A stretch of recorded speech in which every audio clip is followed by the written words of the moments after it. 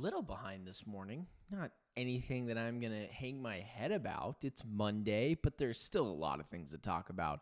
And more than anything, Trey Mcbride is extended. It is a jam-packed Ben Garcia show. I'm not going to waste any more of your time with an intro. I'll see you guys in just a couple seconds. The Ben Garcia Show. Yeah. Woo. Best show in the land. Yup.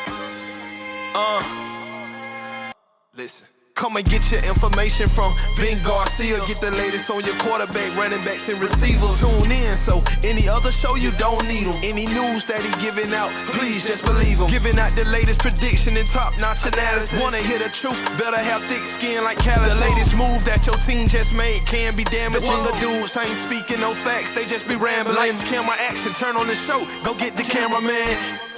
Yeah. Lights, camera, action, turn on the show, go get the cameraman. The Ben Garcia Show.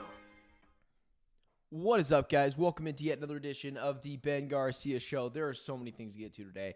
It is so great to be able to come on here and be able to talk to you guys about all things Arizona sports. Aaron, Sandman, Michael, my dudes in the chat. These are the guys that are the everydayers that show up every single day, listen. Mondays are always a bit slower, which is always shocking to me in the sports world when it is a little bit of a slower day, but people, they just don't like their sports Monday morning, which is A-okay with me. You know what is shocking, a little bit off subject? The amount of people that talk about, that work in the sports world, that act like people care about their political opinion. One thing that drives me crazy is I'm not going to act like I'm smarter than you. And one of the biggest things that I will also continue to say is, I know who I voted for. You guys will never know that because you don't care about my political opinion. I will never go political. I will never talk about my belief in anything outside of sports because you simply don't care. And it is shocking to me the amount of people that throw their stuff out there, regardless of what they believe. They are turning half of the country against them. So it is just shocking to me. I am a sports unifier. That's what I like to do. You don't care about my opinion on anything political. And that's as far as I will go with it. It's just so funny to me. The amount of people that think that people care about their opinion because they want to be on the right side. It's just, people are funny, man. People are so funny. Let's talk about things that actually matter. Welcome in to yet another edition of the Ben Garcia Show. Follow me on all social media platforms at Ben Garcia Show. Don't forget to like, share, subscribe, and potentially even tell a friend. Aaron, Michael, Sandman in the chat, I appreciate you guys making me a part of your day, and all the people that show up after the stream and watch it a little bit later because they just want to sleep in. They're a little bit of slackers, but that's okay. They want to talk about it. They want to hear about it later. This is something that happened late Thursday, if I'm not mistaken. No shows on Fridays. Even I got to take a little bit of a break, especially when I'm working another job and doing this. A lot of things going on. My Florida Gators in the national championship. Cannot wait to watch that tonight. Have a show for you tomorrow. Whew, I got a steaming hot Suns take that is in relation to the Florida Gators to talk about tomorrow, regardless if they win or not. But let's go here. This happened on Thursday night where the Arizona Cardinals made a deal that a lot of people were kind of freaking out about. A lot of people talking about why isn't Trey Mcbride extended yet? And one thing that I kept saying to everyone was like, those extensions usually do not happen right away. Extensions usually happen after free agency. Honestly, the fact that this extension happened now is a little surprising. Normally, these things take place in July, early August. They don't usually happen now. It was like the Kyler Murray thing. One of the reasons that made the Kyler Murray extension so bizarre, which is because Eric Burkhart, Kyler Murray's agent, was forcing it to happen like really soon into the NFL offseason. So I don't know if you take it as a good thing or a bad thing. The fact that the Arizona Cardinals did not toy around and just got this thing done, which I guess it makes sense. What are you waiting for? But the Arizona Cardinals extend Trey McBride, and easily made him the highest paid tight end. No worries from me there. And one of the reasons why I don't care that they opened up the checkbook and just made him the highest paid tight end is, one, because he was the offense at times. He's never injured. And dang, is he good in that locker room. Everyone likes Trey McBride. Everyone. But I'll go even further.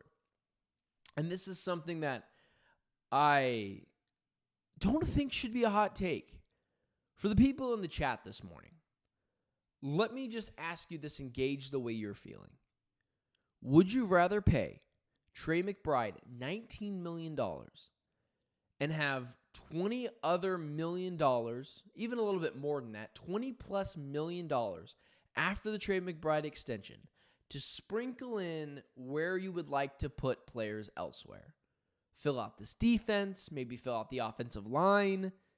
What would you rather do? Pay Trey McBride $19 million a year? Or pay Justin Jefferson and Jamar Chase $40+ million a year? Just right there on the silver product for you. I'd be curious to know what you guys think this morning. Because I'm going to make the case that the Cardinals are in a better position to pay Trey McBride than the Vikings and the Bengals were to pay their star wide receivers. And here's why. Trey McBride is a top 3 tight end in the NFL. You could argue he's number 1. You could argue he's number 2. But I won't go any further than 3. He might be even better than that. But I don't think it's fair to say he's top 5, because I do think he's a top 3 guy. Trey McBride is a top 1, 2, or 3 tight end in the NFL. And he only makes $19 million a year. This is why I argue that if you have a star tight end, it makes everything so much easier on you. You don't have to question if Marvin Harrison Jr. ever comes out and becomes the top 5 wide receiver in the NFL that we think. When it's time to pay him, you don't have to go, oh man, do we get rid of T. Higgins or do we keep Jamar Chase? In this case, you say, well, we're only paying Trey McBride $19 million a year. Sure, pay Marvin Harrison whatever he's worth. Or in this case, you pay Trey McBride $19 million and you go get Dalvin Tomlinson and you go get Calais Campbell and you go get Josh Sweat and you fill in holes on this defense and you still have money to work with. This is not an argument of if Trey McBride is better than Jamar Chase, if Trey McBride is better than Justin Jefferson. That is ridiculous. That is crazy. I don't even believe that. But this is a hard-capped league. And would I rather pay Jamar Chase $40+ million a year, the highest paid players in the NFL that are not quarterbacks, Jamar Chase and Justin Jefferson, pay them $40+ million quarterback money, or pay one of the best tight ends in the NFL $19 million and be able to sprinkle that money in elsewhere, fill holes in on my defense? As cool as it is that the Bengals have Jamar Chase and him and Joe Burrow are a ton of fun, that defense still stinks. And the Cardinals, after paying Trey McBride, weren't like, oh, well, we can't pay anyone else. No, they can't. They went and got Dalvin Tomlinson, no problems. Calais Campbell, no issues. And Josh Sweat. That's what's so good about being a team with an elite tight end. You don't have to worry about him breaking the bank. So not only is he one of the best bargains in the NFL, but extending Trey McBride is just the right thing to do. 4 years, $76 million guaranteed or something like that is an absolute steal for one of the best players in the NFL. And I don't know why the tight end market is as minimal as it is, but that is a hell of a deal. And credit to Monty Ossenfort for getting it done and not waiting when these things normally do. But if you asked me, would I rather have Trey McBride at $19 million or Jamar Chase at $40+ million, or Justin Jefferson at $40 million a year, and I was capped on my team on what I can do, I already have the quarterback paid like the Bengals do, I'm paying Trey McBride. Because instead of just getting an all-worldly wide receiver that, let's call it what it is, in cold weather, they're not the same player. You can take wide receivers out of games, double cover them. Trey McBride, good blocker, elite level pass catcher, and then the money to spread it around on defense, Josh Sweat, Calais Campbell, Dalvin Tomlinson. You can't do all that if you're paying guys like crazy money. Once again, this is not a who's better take. This is a what is better for your team in the long run. And look at the Bengals defense. It's atrocious.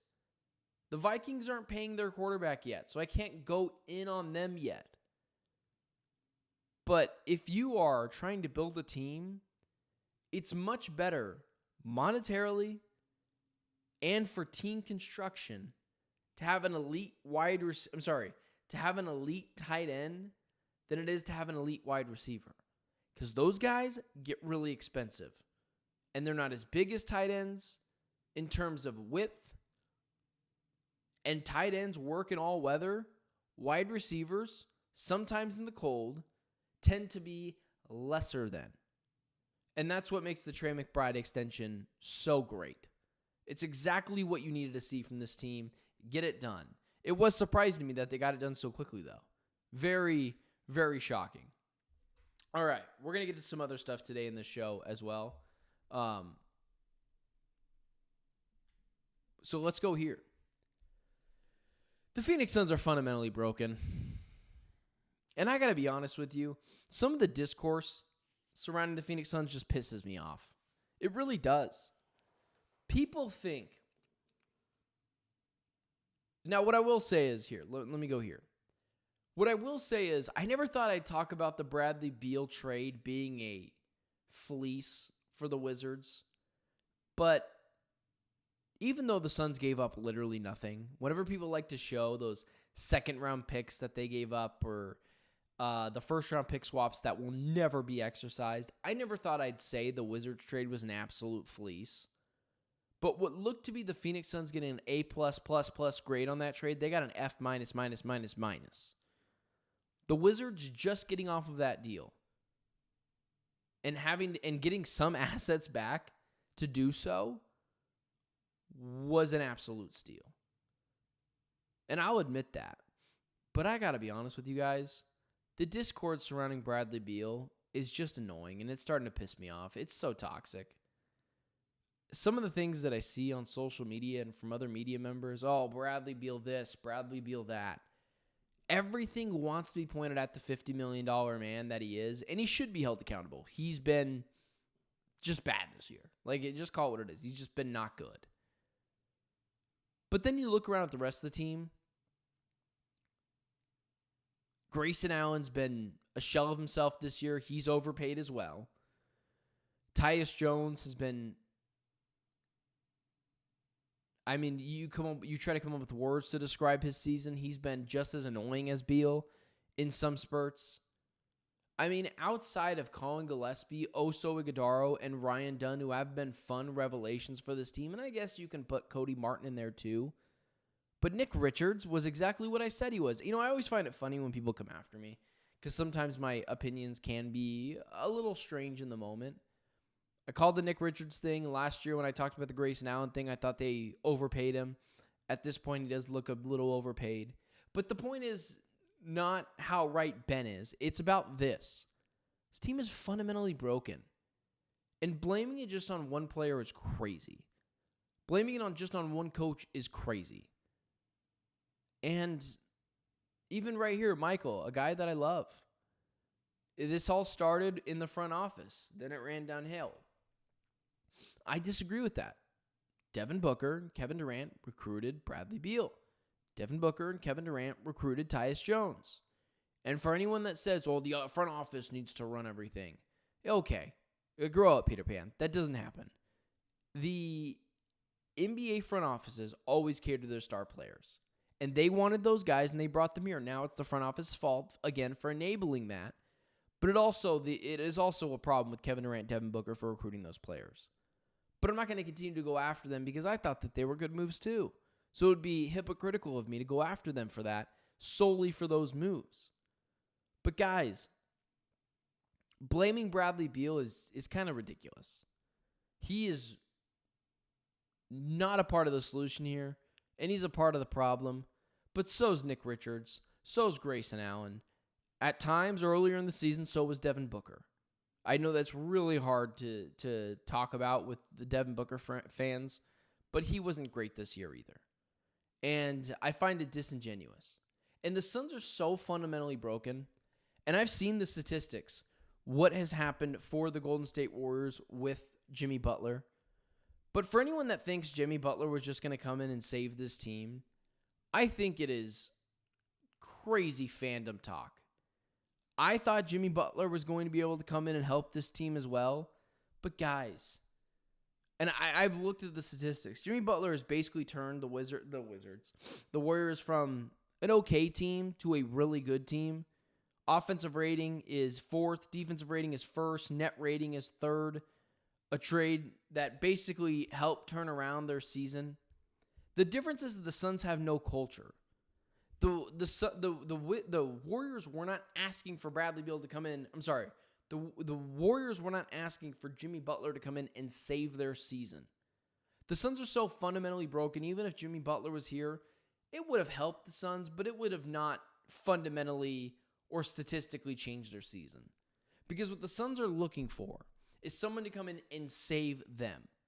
Part of what makes Jimmy Butler work, especially on teams like the Heat and the Warriors, they already have a championship level culture. They're not asking for one singular player to save them. The Suns, had they brought Jimmy Butler in here, yeah, they'd have been a little bit better, but they wouldn't have been legitimate championship contenders. Because you still would have had Nick Richards here. You still would have had the front court problems that are the fact that you're just small and defensively you're god-awful. You would not have been able to solve the fact that you're still pretty small. Tyus Jones has been awful. You would likely still be starting Colin Gillespie at point guard. And that's not good enough. I like Ryan Dunn. I like Oso. I'm going to talk about Walter Clayton Jr. tomorrow, whether my Florida Gators win or lose tomorrow, and what the Suns could do there. But if you think Jimmy Butler was going to fundamentally change this team, I think you're crazy. Kevin Durant, we thought that was going to change everything and change the discourse and direction of this team. No. I thought Bradley Beal was going to help with that. No. You want to change and fire the head coach, to Michael's point in the chat? No. The Suns have a culture issue, and they're fundamentally broken. The Warriors don't. That's a team that has championship pedigree and wasn't asking for Jimmy Butler to save them. He was asking for him to complement what they do. And to that, he does. But quit blaming it on one singular person. Quit blaming it on Coach Bud or Kevin Durant at times. This team, top to bottom, has issues, and that includes Devin Booker outside of his 40-point game and what he's been over the past couple of games. So, I cover the Suns. They help pay my bills. I'm so ready for the season to be over. This has been the worst Suns season of my life. From the grumbling and the frustration, it's just not worth it anymore. Okay, final topic of the day. You guys just saw my little clicker that helps change the lights that only works sometimes. Yesterday, the Arizona Diamondbacks dropped to 6-6 on the season. And it's been a little frustrating the way the season has gone.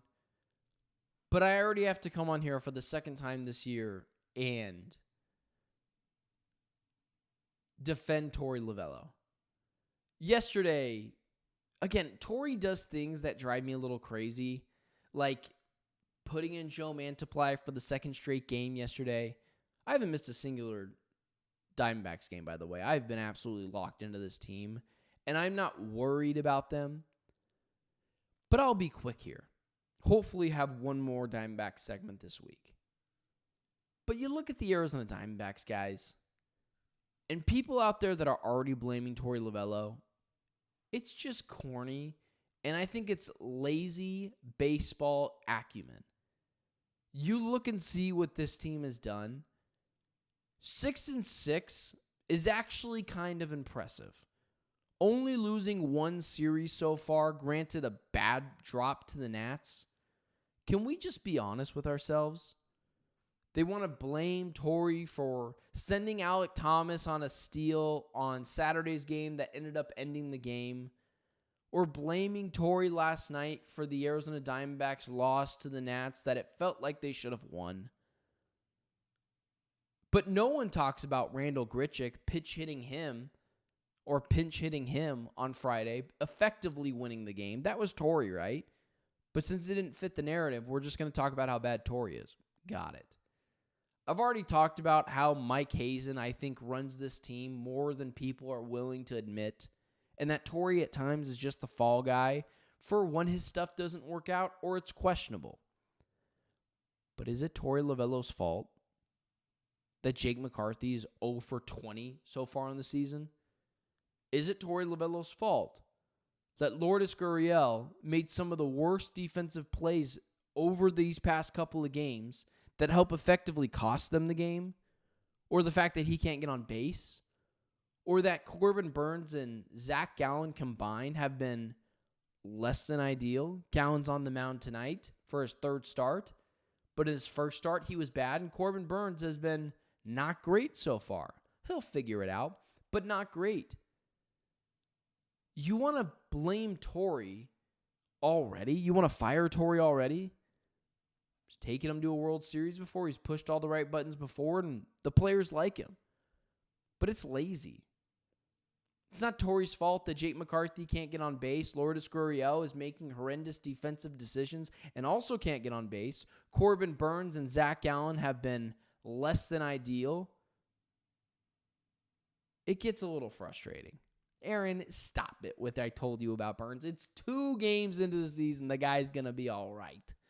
Easy now. You and your torpedo bats getting frustrated because your Brewers are having a little bit of a tough time this year. Also, I'm going to that Brewers game on Friday, Aaron. The discourse is just getting a little lazy and outdated and frustrating. We're just blaming Torey to blame Torey. And this Diamondbacks team, it's kind of impressive that they're 6-6 to start the season. Like, I think Torey should get more praise for that than criticism because this team has had so many issues to start the season.